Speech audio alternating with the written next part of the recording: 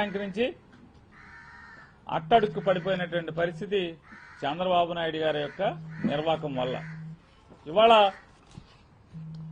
ఇవాళ కొత్తగా ఆర్టీసీని అమ్మకానికి పెట్టిన పరిస్థితి. ఇక రేపో మాపో ఆర్టీసీని అమ్మకానికి పెట్టిన పరిస్థితి.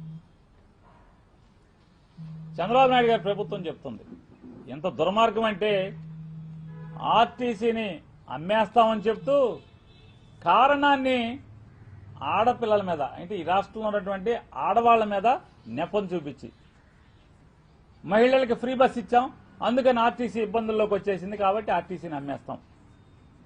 డీజిల్ భరించలేం. డీజిల్ భరించలేకపోతే చంద్రబాబు నాయుడు గారు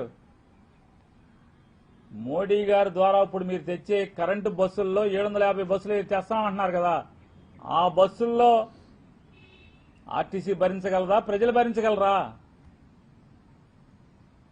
2000 అసలు చంద్రబాబు నాయుడు గారు ఎప్పుడు ఎక్కినా కూడా ప్రజల ఆస్తులకి అన్నిటికీ కూడా ప్రమాదం పొంచి ఉంటుంది. చంద్రబాబు నాయుడు గారు ఎప్పుడు ఎక్కితే అప్పుడు ప్రజల ఆస్తులకి ప్రజల సంపదకి ప్రమాదం పొంచి ఉంటుంది. 2004కి రాజశేఖర రెడ్డి గారు కనుక ఆ రోజు ముఖ్యమంత్రిగా ప్రజలు ఎన్నుకోకపోయి ఉంటే ఆర్టీసీ ఆనాడే అమ్ముడుపోయి ఉండేది. చంద్రబాబు నాయుడు గారు మళ్లీ 2004లో గెలిచుంటే కనుక ఆర్టీసీని అప్పుడే అమ్మకానికి పెట్టిన పరిస్థితి. చంద్రబాబు నాయుడు గారు పోయారు, ఓడిపోయారు. రాజశేఖర రెడ్డి గారు వచ్చారు, గెలిచారు. 2004లో ఆర్టీసీకి జీవం పోశారు. మళ్లీ